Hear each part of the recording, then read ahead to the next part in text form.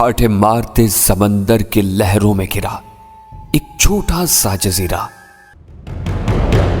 جہاں تمام مسلم دنیا کو ختم کرنے کے منصوبے بنائے جا رہے تھے۔ لیکن قدرت بھی اپنے منصوبے بنانے میں لگی ہوئی تھی۔ اسے کسی اور جگہ تلاش تھی، اپنے ماں باپ، اپنی شناخت، اپنے مذہب کی۔ اس نے آنکھ کھولی تو وہ بھیڑیوں کے غول میں پھنسا ہوا تھا جو اسے کچا چبا جانا چاہتے تھے۔ لیکن قدرت اسے ایک اہم مقصد کے لیے چن چکی تھی: محبت، نفرت، سنسنی سے بھرپور لہو رنگ داستان۔ محافظ۔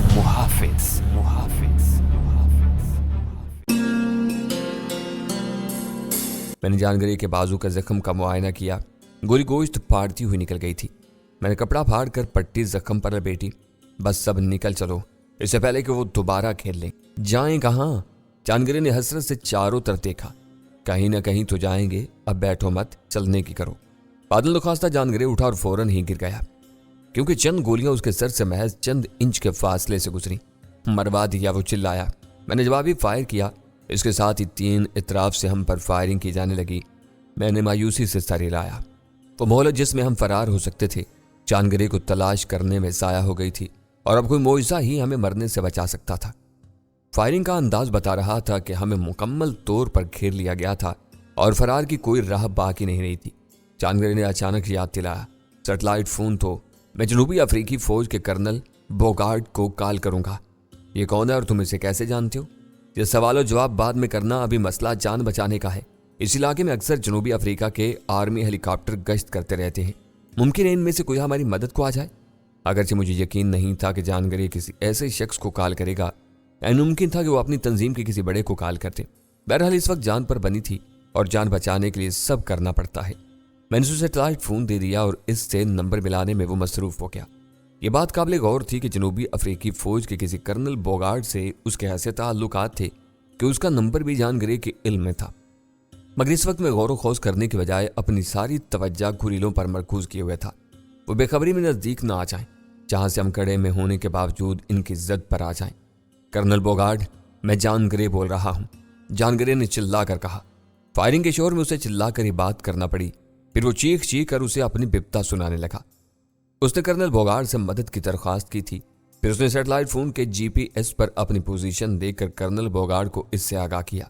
GPS یعنی گلوبل پوزیشننگ سسٹم ایک حیرت انگیز کتب نما ہے۔ اس کی مدد سے کوئی عام شخص بھی مدد کے لیے اپنی پوزیشن پن پوائنٹ حد تک درست بتا سکتا ہے۔ یہ بالکل آپ کے مکان کے پتے کی طرح ہوتا ہے۔ پتے سے ناواقف شخص بھی اس سے پوچھتا ہوا آپ تک آ سکتا ہے۔ جانگری نے فون بند کر کے میری طرف دیکھا۔ وہ آ رہے ہیں۔ کرنل نے وعدہ کیا 15 منٹ کے اندر 2 عدد گن شپ ہیلی کاپٹر ہماری مدد کے لیے یہاں ہوں گے۔ میں نے ایک جانب چند گولیاں چلائیں جہاں مجھے جھاڑیوں میں حرکت محسوس ہوئی تھی، اور جانگری سے پوچھا، کرنل بوگارڈ سے تمہاری واقفیت بتا رہی ہے کہ وہ بھی شاید متعصب قسم کا سفید فام ہے۔ کرنل بوگارڈ حکومت میں اہم مقام رکھتا تھا۔ اس نے سیاہ فاموں کی تحریک کو کچلنے کے لیے شاندار کارنامے انجام دیے۔ افسوس کہ دنیا میں ہماری سرپرست طاقتیں دھوکہ دے گئیں، ورنہ اس ملک پر آج بھی ہماری حکومت ہوتی۔ میں ہنسا۔ اس موقع کے لیے ہمارے ہاں ایک شعر رائج ہے، مدعی لاکھ برا چاہے کیا ہوتا ہے، وہی ہوتا ہے جو منظور خدا ہوتا ہے۔ جانگری نے اچانک ایک طرف دھڑا دھڑ فائرنگ کی۔ اس طرف سے آنے والی چیخ نے بتایا کہ اس کی فائرنگ رائے گاہ نہیں گئی ہے۔ جانگری میری طرف متوجہ ہوا۔ تم لوگوں نے اپنا ہر کام خدا پر چھوڑ رکھا ہے۔ ہاں، ہم ہاتھ سے زیادہ زبان ہلانے کے قائل ہیں، میں نے خفت سے جواب دیا اور سر نیچے کر لیا۔ اب گولیاں گڑھے سے چند انچ اوپر سے گزر رہی تھیں۔ مجھے محسوس ہوا کہ 3-4 افراد خاصے پاس سے فائر کر رہے تھے، اور وہ شاید آہستہ آہستہ ایڈوانس بھی کر رہے تھے۔ میں نے جانگری سے پوچھا، مزید کوئی دستی بم ہے؟ 1 عدد رہ گیا ہے۔ اس نے جیب سے بڑے سیب کے سائز کا دستی بم نکال کر میرے حوالے کیا اور خود سیٹلائٹ فون پر کال ملانے لگا۔ کرنل بوگارڈ نے غالباً پھر اسے بہلاوا دیا تھا۔ میں نے دستی بم کی پن نکالی اور 4 تک گن کر اس سے اندازے سے اس طرف اچھال دیا جہاں 4-5 افراد موجود ہو سکتے تھے۔ فائرنگ کا سب سے زیادہ زور اسی طرف تھا۔ دھماکے کے ساتھ فائرنگ رک گئی اور 2-3 افراد چیخ بھی تھے۔ میرا دل باغ باغ ہو گیا۔ اگر کرنل بوگارڈ بہلاوا نہیں دے رہا تھا تو ہمارے لیے اتنی مہلت کافی تھی۔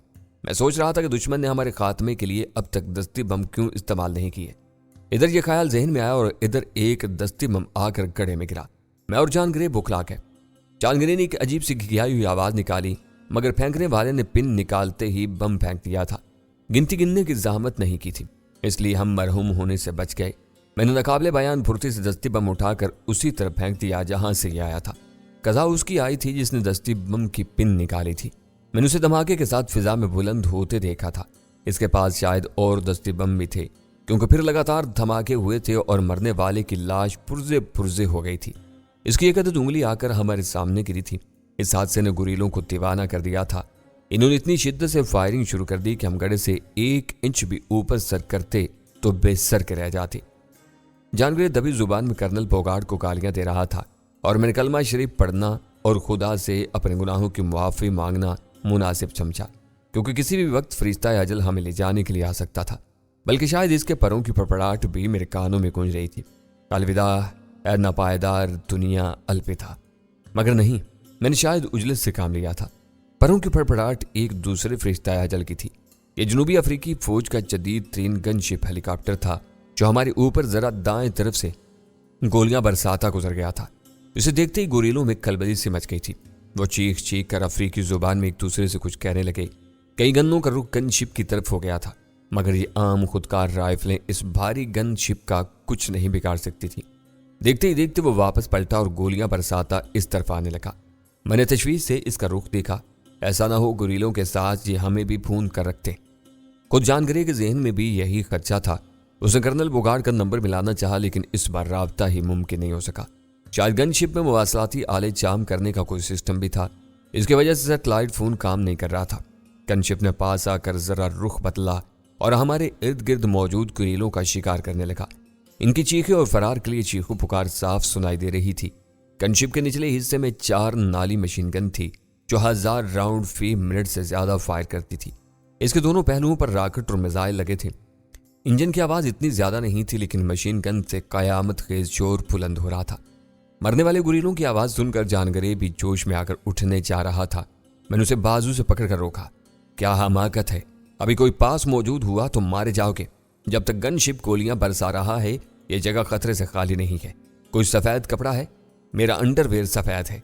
खासे गौर के बाद जॉन ग्रे ने बताया। वही निकालो, अगर गनशिप की गोलियों से बचना है तो इन्हें सफेद कपड़ा दिखाना होगा, वरना इस वक्त कुलिया ऐसा हो रहा है कि शायद गनशिप के पायलट को हम भी स्याफाम कुरीले नजर आए। मैंने चेहरा दूसरी तरफ किया और जॉन ग्रे ने बाजू की तकलीफ के बावजूद बेहद फुर्ती से अपना अंडरवेयर निकाल लिया। मैंने इसे लहराने से साफ इनकार कर दिया। ये नेक काम तुम करो, वरना मैं इसकी बू ही से बेहोश हो जाऊंगा। मरोगे नहीं, जॉन ग्रे खफकी से बोला और खुद अपनी अंडरवेयर लहराने लगा। मगर गनशिप ने हमारा रुख नहीं किया। वो गुरीलों का ताक़ुब करके इन्हें ठिकाने लगा रहा था। फिर इसे रॉकेट भी चले और गालबन गुरीलों की गाड़ियां तबाह होने लगी। अब एक ही गनशिप गुरीलों के लिए बलाए नागहानी से कम नहीं था कि एक और गनशिप और इसके साथ एक आम मुसाफिर बरदार हेलीकॉप्टर भी वहां आन पहुंचे। इसे देखकर मेरा माथा ठिनका था, क्योंकि इस हेलीकॉप्टर पर किसी किस्म का निशान नहीं था। मैंने जॉन ग्रे का बाजू पकड़ा। ये किसका हेलीकॉप्टर है? इस पर जनूबी अफ्रीका की फौज का निशान नहीं है। मुमकिन है कोई सिविलियन हेलीकॉप्टर हो। वो बेपरवाही से बोला। इसमें परेशान होने की क्या बात है? ये हमारी मदद के लिए आए हैं। हमारी मदद या तुम्हारी मदद के लिए? मैंने यकदम उस पर गन सीधी कर दी। राइफल रख दो जॉन ग्रे, अहमक मत बनो। मैंने तुम्हारे साथ कोई धोखा नहीं किया है। तब ये बेनिशान हेलीकॉप्टर किसका है? मुझे क्या मालूम। उसने राइफल नीचे रख दी। तुम ये बात क्यों भूल जाते हो कि तुम मुझे मार नहीं सकते, वरना खुद? मुझे मालूम है। मैंने उसकी बात काटी।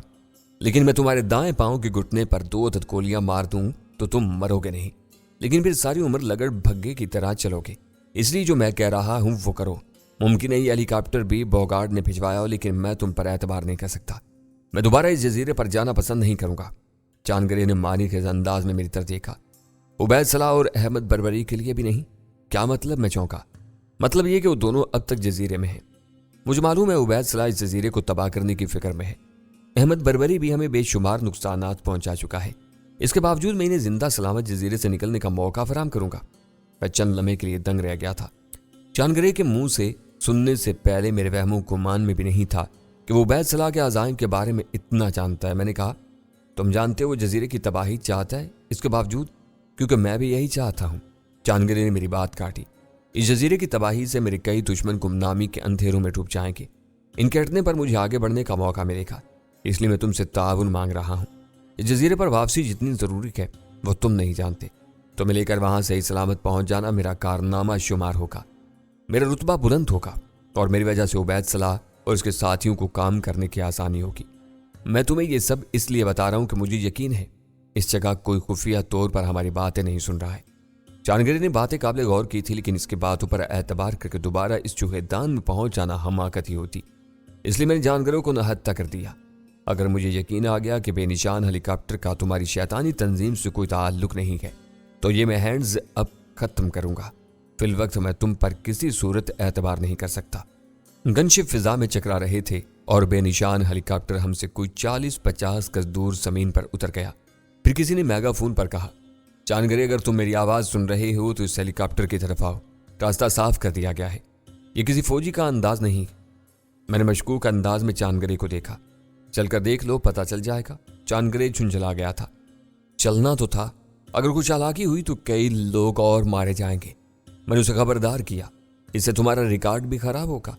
چاندگری ایک لمحے کو ہچکچایا، پلیز کوئی غلط کام مت کرنا، تم میرے لیے ضروری ہو، ان لوگوں کے لیے نہیں، اور تم مسلح گن شپ کا مقابلہ نہیں کر سکتے۔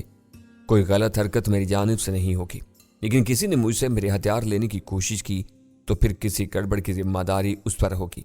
چاندگری نے گہری سانس لی اور سر ہلاتا اٹھ گیا۔ اس نے بدستور اپنی انڈر ویئر لہرانا جاری رکھا۔ ہیلی کاپٹر کے گردش کرتے پنکھوں سے تیز ہوا کے چھونکے بے پناہ گرد اڑا رہے تھے اور چند گز سے آگے کچھ نظر نہیں آ رہا تھا۔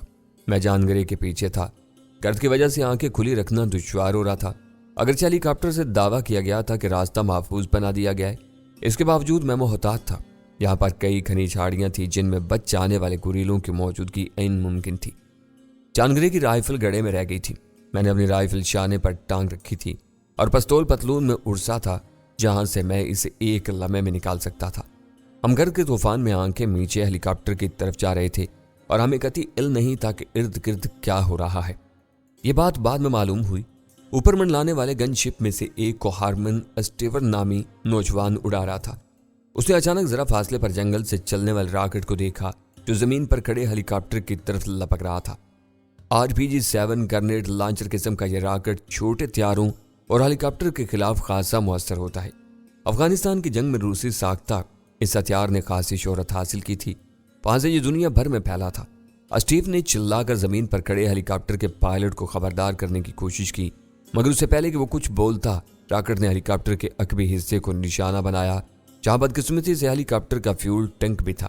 اگلے ہی لمحے کاپٹر آگ کے گولے میں بدل گیا۔ میں نے جانگری کے سامنے سے آگ کی گیند نمودار ہوتے دیکھی، اس سے پہلے کہ شعلے ہمیں چھوتے دھماکے کی لہر نے ہمیں اٹھا کر دور پھینک دیا تھا۔ چاندگری مجھ پر ہی آ گرا، اس کے ساتھ ہی چاروں طرف جلتے ملبے کی برسات ہونے لگی۔ میں اور چاندگری اوندے منہ لیٹ گئے، اپنے سر ہاتھوں سے چھپا لیے تھے۔ اچانک مجھے اپنے کولے میں تیز چبھن کا احساس ہوا، کوئی چیز آ کر زور سے لگی تھی۔ اگلے 19 منٹ تک ہیلی کاپٹر کے اڑتے ٹکڑے ہمارے ارد گرد گرتے رہے اور تقدیر نے ایک بار پھر مہربانی کی جو ہمیں بچا لیا۔ حالانکہ دھماکے کے وقت ہم ہیلی کاپٹر سے صرف 20-22 گز کے فاصلے پر تھے۔ دھماکے کے فوراً بعد گن شپس نے دوبارہ حملے شروع کر دیے، خاص طور سے اس جگہ کو نشانہ بنایا جہاں سے راکٹ چلا تھا۔ بعد میں وہاں سے ایک گوریلے کی گولیوں سے چلنے لاش اور لانچر ملا تھا۔ اگلے 10-15 منٹ تک گن شپس ہر مشکوک جگہ گولیاں برساتے رہے، مگر مزید کوئی گوریلا سامنے نہیں آیا۔ سب مارے جا چکے تھے یا فرار ہو گئے تھے۔ خاصی دیر بعد ہم اٹھنے کی ہمت کر سکے تھے۔ میں نے سب سے پہلے اپنے کولے کا جائزہ لیا۔ زخم معمولی سا تھا اور اس میں کوئی دھاتی شے گھسی تھی۔ مجھے خاص تکلیف نہیں ہو رہی تھی، اس لیے میں نے اسے نکالنے کی کوشش نہیں کی۔ بیچارے ہیلی کاپٹر کا مختصر سا ڈھانچہ بچا تھا جو ابھی بھی شعلوں کی لپیٹ میں تھا۔ میں نے کاکپٹ کے اگلے حصے میں 2 افراد کے ڈھانچے دیکھے جو اپنی نشستوں پر پڑے راکھ ہو گئے تھے۔ انہیں جان بچا کر نکلنے کا موقع نہیں ملا تھا۔ یہی حال ہیلی کاپٹر کے دوسرے عملے کا تھا۔ 2 لاشیں میں نے خستہ حالت میں ہیلی کاپٹر سے چند قدم کے فاصلے پر دیکھی تھی۔ ان لوگوں نے بے احتیاطی سے کام لیا تھا اور عجلت میں نیچے اتر گئے تھے۔ غلطی گن شپس والوں کی تھی، انہوں نے زمین کو پوری طرح کلیئر کیا بغیر اس ہیلی کاپٹر کو زمین پر اترنے دیا۔ نتیجے میں کم سے کم 4 افراد مارے گئے تھے۔ گن شپس تھک ہار کر منڈلانے لگے۔ انہوں نے ہر مشکوک جگہ اپنی مشین گنیں آزما لی تھیں۔ بعض جگہوں پر مارے جانے والے سیافام گوریلوں کے جسم نظر آ رہے تھے۔ ہیلی کاپٹر والے تجربے کے پیش نظر میں نے جانگریز سمیت گڑے میں جانے میں عافیت سمجھی۔ اگر ان میں سے کوئی سیاہ فام زندہ ہوا تو وہ ہمارے ساتھ وہی سلوک کر سکتا تھا جو کچھ دیر پہلے کسی گوریلے نے ہیلی کاپٹر کے ساتھ کیا تھا۔ چاندگرے نے فریادی نظروں سے آسمان کی طرف دیکھا۔ اس منحوس جگہ سے نکلنا بھی نصیب ہوگا یا یہیں پر بھٹکتے بھٹکتے مر جائیں گے؟ اس جگہ آنے کے لیے بھی مرے جا رہے تھے اور یہاں سے نکلنے کے لیے بھی بےتاب ہو۔ ہمارے یہاں اس صورتحال کے لیے ایک محاورہ ہے، آنا اپنی مرضی سے اور جانا دوسرے کی مرضی سے۔ چاندگرے نے محاورے میں ایک ناقابل اشاعت ترمیم کی تھی۔ میں نے محسوس کیا کہ اس ہیلی کاپٹر کی تباہی نے اسے کچھ زیادہ ہی برافروختہ کر دیا تھا۔ میرا شبہ یقین میں بدلنے لگا۔ اس ہیلی کاپٹر میں جان گری کی تنظیم کے لوگ تھے اور وہ اسے لے جانے کے لیے آئے تھے۔ اس ہیلی کاپٹر کی تباہی پر جان گری کے تاثرات کچھ ایسے تھے جیسے اسے کوئی ذاتی صدمہ ہوا ہو۔ میں نے اسے تسلی دی، فکر نہ کرو، اب ہم محفوظ ہیں، مدد دوبارہ آ جائے گی۔ اسی لیے میں نے ہیلی کاپٹر کے انجنوں کی گونج میں ایک اور مشینی گھرراہٹ سنی۔ میں چوکنا ہو گیا تھا۔ کیا پھر گوریلے آ رہے تھے؟ مگر گن شپس کے انداز سے نہیں لگ رہا تھا کہ کوئی خطرہ ہماری طرف آ رہا ہے۔ میں نے سر ذرا بلند کیا تو جنوب کی طرف سے ایک جیپ آتی نظر آئی۔ مجھے شبہ ہوا کہ اسے کوئی خاتون ڈرائیو کر رہی تھی، کیونکہ مجھے ہوا میں لہراتے کچھ سنہری بال نظر آئے تھے۔ لمحوں میں اچھلتی کودتی جیپ ہمارے سامنے آ گئی۔ زوردار بریک لگاتے ہی تر و تازہ سی لڑکی نیچے کودی۔ چھریلے جسم کے ساتھ خوبصورت نقوش اور سنہری بال، وہ کوئی مقامی سفید فام خاتون لگ رہی تھی۔ اس نے جینز پر سفید رنگ کی پوری آستین کی قمیض پہنی تھی جس کے اوپری 3 بٹن کھلے تھے۔ Can I help you? کیوں نہیں خاتون، اس وقت افریقہ کی سرزمین پر تم کو ہم سے زیادہ مدد کے قابل کوئی نہیں ملے گا، تب آ جاؤ۔ اسے جیپ کی طرف اشارہ کیا اور اچھل کر ڈرائیونگ سیٹ پر بیٹھ گئی۔ ہمیں جلد از جلد یہاں سے نکل جانا چاہیے۔ بظاہر اس کی پیشکش اتنی ہی سادہ تھی جتنی کہ خود اس کی شخصیت ہے، لیکن کچھ باتیں قابل غور تھیں۔ عام لڑکیاں ایسی جگہوں سے دور رہنا پسند کرتی ہیں جہاں گولیاں چل رہی ہوں، بم پھٹ رہے ہوں اور کشتوں کے پشتے لگ رہے ہوں۔ اگر وہ اتفاق سے اس سڑک سے گزر رہی تھی تو اسے اپنا سفر صراط مستقیم میں جاری رکھنا چاہیے تھا۔ اس کی بجائے وہ میدان جنگ میں چلی گئی۔ کیا اسے الہام ہوا تھا کہ اس جگہ 2 مصیبت صدقان اس کا انتظار کر رہے ہیں؟ اس نے ہماری طرف دیکھا۔ چاندگرے نے جیپ کی طرف جانے کی کوشش کی مگر میں نے اسے ہاتھ سے روک دیا۔ 1 منٹ، میں ذرا ایک خاتون سے کچھ پوچھنا چاہوں گا۔ اسے آخری علم کیسے ہوا کہ ہم یہاں ہیں؟ میری رہنمائی گن شپ نے کی تھی، لڑکی نے جواب دیا۔ وہ کیسے اور تمہارا نام کیا ہے؟ تم مجھے ونیلا کہہ سکتے ہو، ونیلا اسٹیفن، اس نے کہا۔ اب باقی باتیں راستے میں ہوں گی۔ گن شپ نے تمہیں کیسے بتایا؟ میں بدستور مشکوک تھا۔ بابا اپنے میگا فون سے، اور میں خود بھی ایویشن کی رضاکار ہوں۔ وہ کچھ چنجلا گئی تھی۔ سوال بعد میں کرنا۔ چاندگرے اب جیپ کے پچھلے حصے میں بیٹھ گیا تھا۔ ابھی ہمیں طبی مدد اور آرام کی ضرورت ہے۔ محترم خاتون، تمہارا گھر یہاں سے کتنی دور ہے؟ میرا فارم ہاؤس خاصا دور ہے، مگر میں تمہیں نزدیکی طبی امداد کے مرکز پہنچاؤں گی، ونیلا نے بتایا۔ وہ مہر سے جیپ سڑک پر لے آئی تھی۔ اس نے وہاں پر ہونے والی تباہی اور بکھری لاشوں کو خاص اہمیت نہیں دی تھی، اور نہ ہی اس کے تاثرات سے لگ رہا تھا کہ وہ کمزور اعصاب کی لڑکی ہے۔ غالباً آرمی کی تربیت نے اسے مضبوط بنا دیا تھا۔ اس نے ہماری طرف دیکھا۔ تم دونوں نے اپنا تعارف نہیں کرایا۔ اس بار اس کے لہجے میں ناگواری تھی۔ میں ہنسا۔ ونیلا، اتفاق سے ہم دونوں میں سے کوئی انگریز نہیں ہے، یہ امریکی ہے اور میں پاکستانی۔ وہ چونکی، وہ ملک جو انڈیا کے پاس ہے، طالبان کا بانی؟ یہ صرف پراپوگنڈا ہے، میں نرمی سے کہا۔ خیر، سیاست کے موضوع پر پھر کبھی بات ہوگی، پہلے یہ بتاؤ کہ پینے کے لیے کیا ہے؟ اکا میں بوتل رکھی ہے، وہ خفکی سے بولی، کیونکہ اپنا تعارف ہم نے اب بھی نہیں کرایا تھا۔ سوری، میں اس بوتل کو بنا اجازت تقریباً خالی کر چکا ہوں۔ چاندگری نے بوتل مجھے تھما دی، جس میں مشکل سے 4 لیٹر پانی تھا۔ میں اسے گھورا اور پانی حلق سے اتار لیا۔ اگرچہ پیاس کی شدت ایسی تھی کہ میں 2 لیٹر کی یہ پوری بوتل پی جاتا، مگر اس ذرا سے پانی نے بھی بہت مزہ دیا۔ ونیلا ڈرائیونگ کے دوران کن نکیوں سے میرا جائزہ لے رہی تھی۔ اچانک اس نے کہا، کیا تم انگریز نسل ہو؟ نہیں، میں پاکستانی اور مسلمان ہوں، میں نے 2 ٹوک انداز میں کہا۔ اب اس پر کوئی بات نہیں ہوگی۔ سوری اگر تمہیں برا لگا، وہ بولی۔ یہ تم اس طرح مڑ کر کیوں بیٹھے ہو؟ وہ دراصل نیچے ہیلی کاپٹر کا کوئی ٹکڑا لگا ہے، میں نے ہچکچا کر بتایا۔ اوہ، تم نے پہلے کیوں نہیں بتایا؟ وہ تشویش سے بولی۔ میں دیکھ لیتی ہوں۔ میں نے خدا کا شکر ادا کیا کہ اسے پہلے نہیں بتایا تھا، اور پھر جلدی سے بولا، کوئی خاص نہیں ہے، پھر ابھی ہم اسپتال ہی تو جائیں گے۔ ابھی تو نہیں۔ اس نے ہموار سڑک پر جیپ کی رفتار بڑھائی۔ تقریباً نصف گھنٹہ لگے گا، کوئی مسئلہ نہیں ہے۔ میں نے سرد آہ بھری تھی۔ ایک گن شپ جیپ کے ساتھ تھا، غالباً ہماری حفاظت کے لیے کہ گوریلے پھر حملہ نہ کرتے۔ ونیلا نے کچھ دیر بعد کہا، تم نے اپنا نام نہیں بتایا۔ یوسف علی خان، میں نے مختصراً جواب دیا۔ یہ اپنے بارے میں خود بتائے گا۔ جانگرے بتانے کے موڈ میں نہیں تھا، اس لیے خاموشی چھا گئی۔ خاصی دیر بعد ونیلا نے اگلا سوال کیا، تمہارے گلے میں کیا ہے؟ بدنصیبی کا توق، میں نے سرد آہ بھر کر کہا۔ کیا مطلب؟ مطلب مجھے خود نہیں پتا مس ونیلا، اس لیے تمہیں کیا بتاؤں؟ اس کے خوبصورت نقوش بگڑ گئے اور اس نے خفا ہو کر رفتار خطرناک حد تک تیز کر دی تھی، مگر مجھے کوئی اعتراض نہیں تھا۔ میں خود جلد از جلد کسی سرکاری ہسپتال پہنچنا چاہتا تھا تاکہ مجھے سرکاری تحفظ مل سکے۔ مجھے خطرہ تھا کہ درمیان میں کہیں جان گرے کے آدمی مجھے اچک کر لے جانے کی کوشش نہ کریں۔ میں اسپتال کے اسٹاف سے تحفظ مانگ سکتا تھا، ضروری نہیں تھا کہ اس ملک کی انتظامیہ کا ہر فرد جان گرے کی تنظیم کا حامی ہوتا۔ کرنل بوگارڈ جیسے لوگ صرف ایک مثال تھے جو نسلی برتری کی خاطر اپنے وطن سے غداری کر رہے تھے۔